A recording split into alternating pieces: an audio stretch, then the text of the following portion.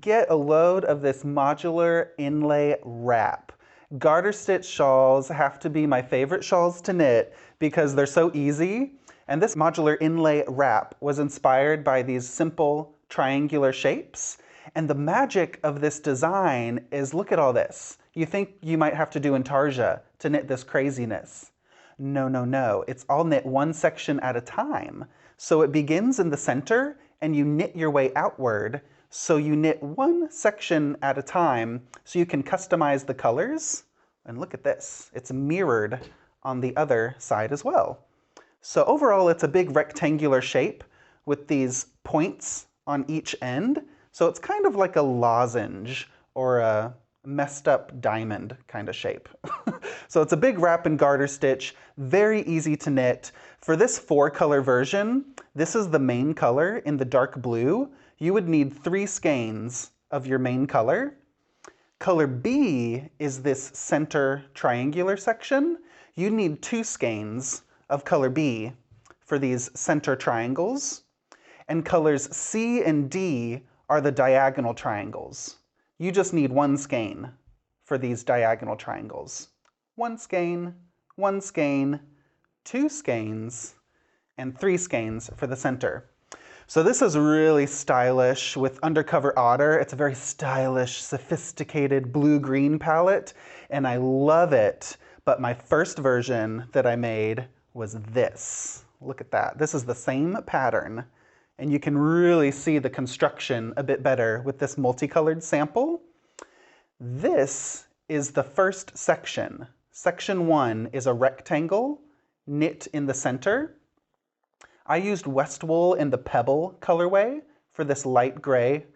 So you knit the rectangle and then you knit on each edge of the rectangle. So 1, 2, 3, 4, 5, 6, 7, 8. There's like a bunch of sections, up to 20-something sections. But you just knit one of them at a time. So you start small and then knit one color at a time as you pick up stitches from previous sections, and then they get bigger and bigger. So if you want to make a multicolor version like this modular inlay wrap, I started with a lot of neutrals. So I put all my splashy neutrals together, and I didn't worry about the yarn base. We have some merino singles from La Bien-Aimée, some Ching fiber merino singles as well, some plied sock yarn, and even some tweed.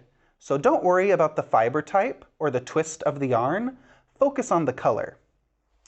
Here in the center, I decided to randomly put my neutrals in the center sections. This is color A. So my color A for this shawl was color A. I had a lot of A's. So that was the main color, color A.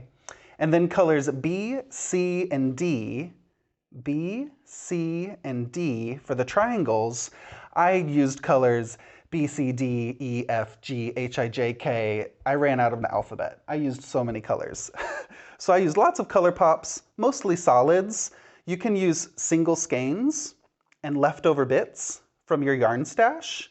And I didn't even worry too much about which colors matched and went together. I just grabbed all the bright colors. And when you have so many colors in your knitting, it's gonna work because there's just so much action happening. There's no chance for something wrong to happen. And if there is a color that goes wrong, then you're allowed to rip out once. Don't rip out more than once. That's unnecessary. So go with the flow, make up your colors as you knit. So you can choose your colors as you knit each section. And yeah, all these bright solids, you can use leftovers less than 100 yards. Every one of these triangles used less than 100 yards of yarn. I mean, these tiny triangles used less than this. So that's a great opportunity to use some mini skeins. If you've been collecting mini skeins from your favorite dyers or from those advent calendars, you can use those for the little triangles. The last triangles of the modular inlay wrap here, this is the only triangle section. It used a little bit more than 100 yards. So you'll need a little bit more than a mini skein to do that final section. But everything else, use your leftover color pops. If you don't want it quite as wild and crazy, you can categorize your contrast pops into color families. And I think this would make a really gorgeous modular inlay wrap. Lots of neutrals for your main color and all of your blues and greens for your contrast color. I think that would be really fun and a little bit more focused. You don't always have to go crazy rainbow unless you're me. You can't help yourself. I think this would be another beautiful option.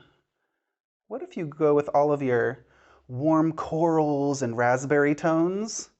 I think that would also look really nice with these warm neutral tones.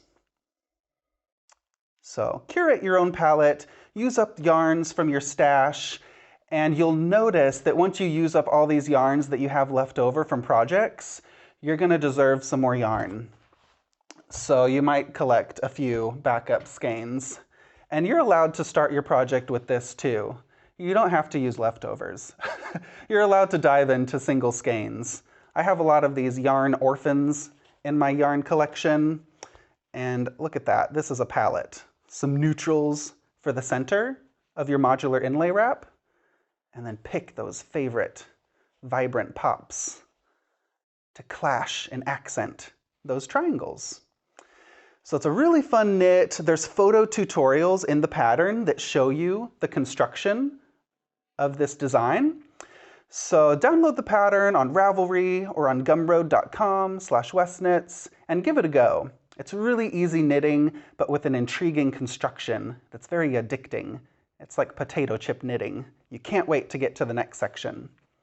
So I can't wait to see your color palettes and all your progress. You can tag those Modular Inlay Wrap, #Modular Inlay Wrap on Instagram, and can't wait to see what you make.